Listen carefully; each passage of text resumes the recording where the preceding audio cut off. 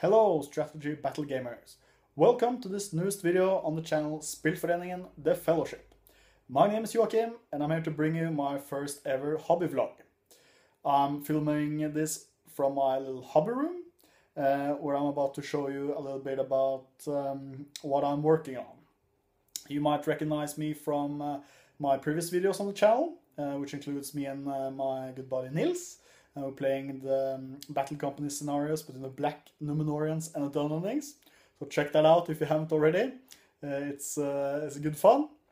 Yeah, so let's just jump straight to it, and I'm about to show you my current projects. This is my painting station, and if this was an episode of MTV Cribs, I guess I would say this is where the magic happens. But I guess my magic usually happens on the table, not the painting station. Not a lot of paints, as you can see. I got enough. Yeah, I prefer to play with the models rather than painting them, but I do prefer them to be painted, so I guess I go for a tabletop standard, so like an OK standard. Speaking of battle companies and painting, look at these bad boys. They will be my ruffian army. I guess about 98% of these guys are Old Glory miniatures. I think there's actually a few Perry miniatures as well. I'm not too sure. But mostly, yeah, Old Glory, Peasants Revolting. There are a few original Games Workshop sculpts, as you can see. This is one of them. Just gotta get the focus in. There we go. I do like the original poses, of course, but they do get a bit boring after a while. I don't want to paint up a whole lot of these just looking like all the rest. I do want a few different poses, and I mean, come on, look at this one. I mean, he has a pig. How cool is that going to be? They need, of course, a bit of touch up on the primer. Only done a quick spray. Really hasty work, just covering them up a bit. They're a long way from finished, but my aim is to prioritize getting a few of them ready for the Battle Company's campaign, which will start here in Norway in the end of August. As you can see, one of them actually just tested making a grass base. It's my second attempt at the grass base. Yeah, it's not that good. But it's good training for me. But I've ordered actually a few tufts, etc. after getting some good advice from Andreas during his last Q&A, which we have here in Norway, called Nytt fra Riddermarken, News from the Riddermark. And hopefully I'll be able to create some better grass bases.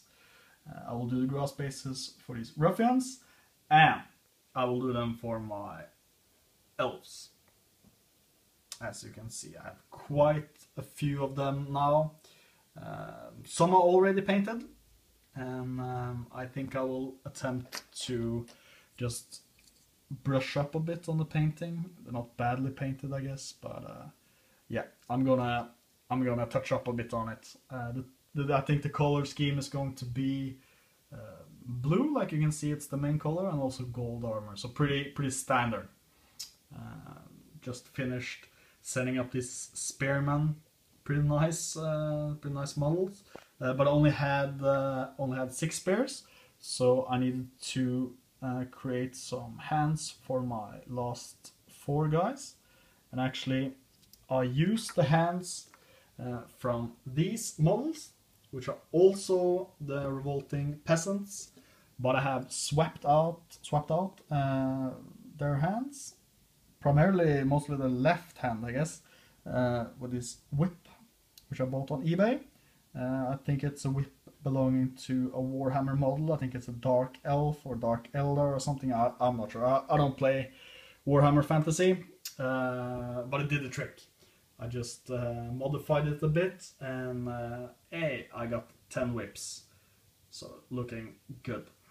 I also have a few Mortar Orcs in the works, and a few heroes. Speaking of whips, here's the Mordor Orc Taskmaster. I haven't begun painting any of them at all, but I think it'll be really cool. I also have a Shagrat conversion, converted him to the war leader with a shield and a sword. Come on. I think it turned out nicely. If we can just get the camera to focus on the model. There we go. Yeah, he will be really cool to paint up. And I guess it won't be that cool to paint up all these orcs, but yeah, I'm gonna have to, because we're doing a Battle of the Last Alliance scenario, me and Nils, as you might already recognize from the Battle Companies series I mentioned earlier.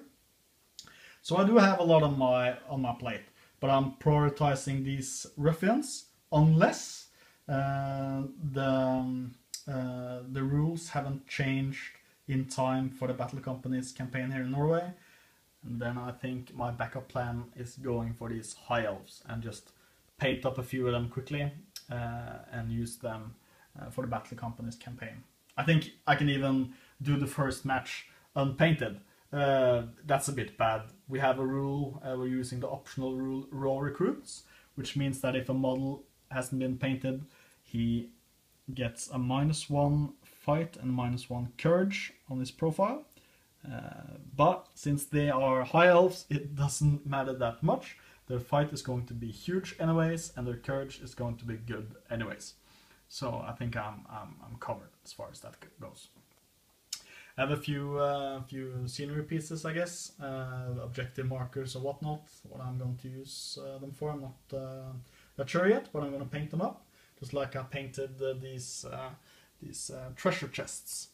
I bought them on eBay from Terrain for Games, I think they're called. It's a Polish, of course, Polish company.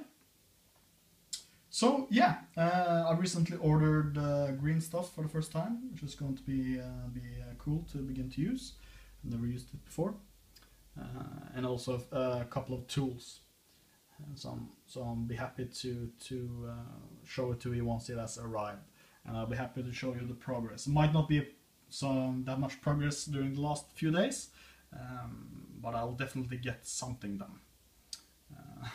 As you can see in my hobby room, it's a bit messy, but I guess this is the cleanest it will ever be. Just a few models just stashed around. There's Saruman on his horse. I wonder when I'm going to get him painted up. There's my black Numenorian with his banner, which I converted using the banner from the Morgul Knights box set, and just swapping out the hand. It was a really easy conversion. And if you've noticed the Battle Companies campaign, my main lieutenant Agelon is actually wearing the sword which I converted from that model. So he actually has the black Numenorian sword, this one. So that's pretty cool. So that the foot and the mounted model has the same sword, not a boring normal Morgul Knight sword. So guys, I guess I'll be back once I have something to update you guys on. Okay guys, I made some progress on my ruffians. As you can see, a lot of the basic and main colors have been painted up. Really loving painting all these different types of poses. Really gets me motivated. Not just the same old boring pose going over and over again. So that's great. As you can see, pretty much painted these guys with the same color scheme, I guess. I used the Steel Legion drab for the upper body and torso, and the main part of the clothing. And then I used Baneblade Brown on their trousers. I think they're turning out pretty good. Will be exciting to continue work on them. They're not finished by a long stretch, but so far some good progress has been made.